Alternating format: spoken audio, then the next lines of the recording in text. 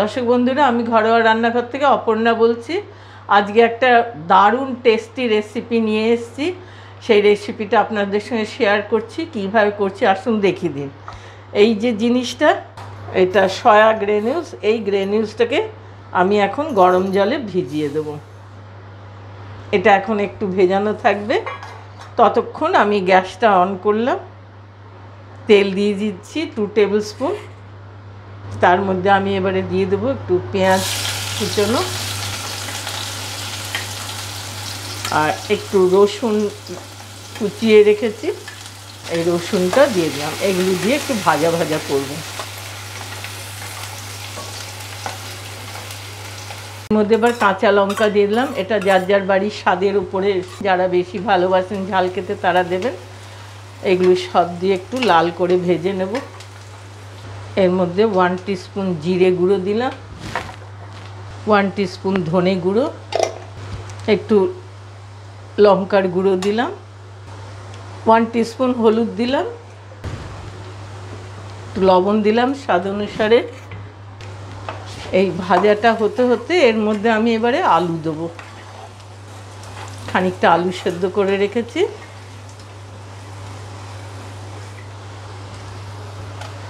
সেদ্ধ আলুটা সবটা দিতে হবে এর মধ্যে।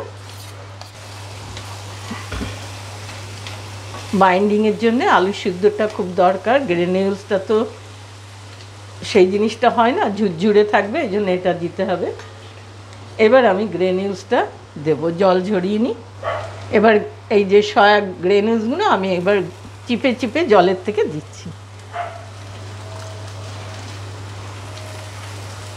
পুরো মশলাটাকে এখন দিয়ে আলুর সাথে এটাকে ম্যাশ করতে হবে। এটা শুকনো একটা ড্রাই বল তৈরি হবে, যেন কাদা না থাকে। নরম একটা সফট হয়ে থাকলে এটা বানানো যাবে না। 1 টিস্পুন একটু চিনি দিলাম, মিষ্টি দিলে স্বাদটা বাড়ে, টেস্ট হয়।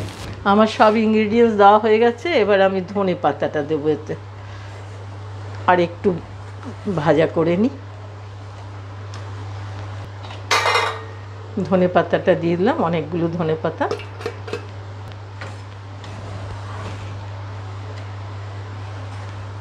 বন্ধুরা, আমি সয়া গ্রেনিউলস কাটলেট বানিয়ে নিয়েছি।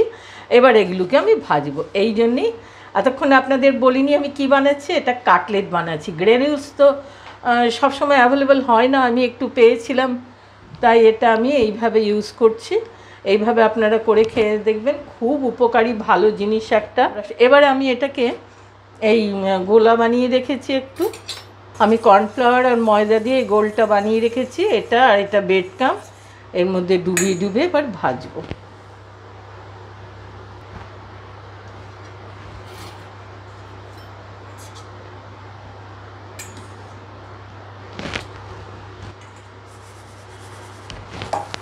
এটাতে কোট করে নিলাম ব্রেড ক্রাম্ব দিয়ে। এবার একটু শেপটা দেবো চেপে। তেল গরম হয়ে গেছে, আস্তে আস্তে ছেড়ে দিলাম। আঁচটাকে প্রথমে লোতে দিয়ে রেখে আমি এগুলোকে ছাড়ছি, তারপরে একটু মিডিয়াম হাই দিয়ে ভাজা করে নামাবো।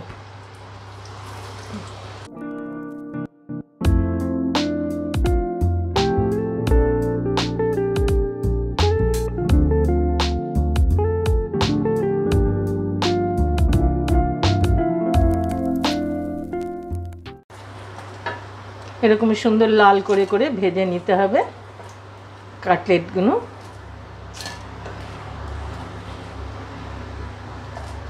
খুব মুচমুচে হয়, খুব খেতে সুস্বাদু হয়।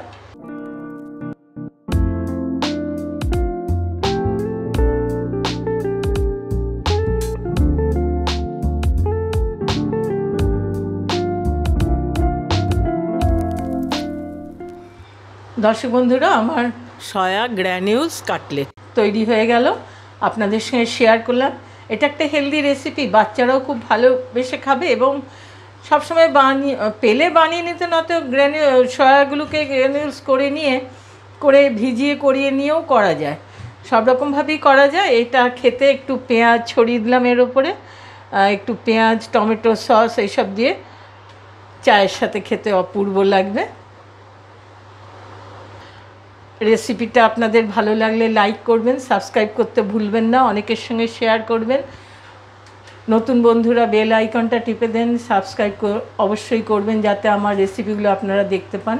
আজকের মতো রাখছি বন্ধুরা, আগামী দিনে আবার একটা ভালো রেসিপি নিয়ে আসবো, আমার রেসিপিগুলো দেখবেন।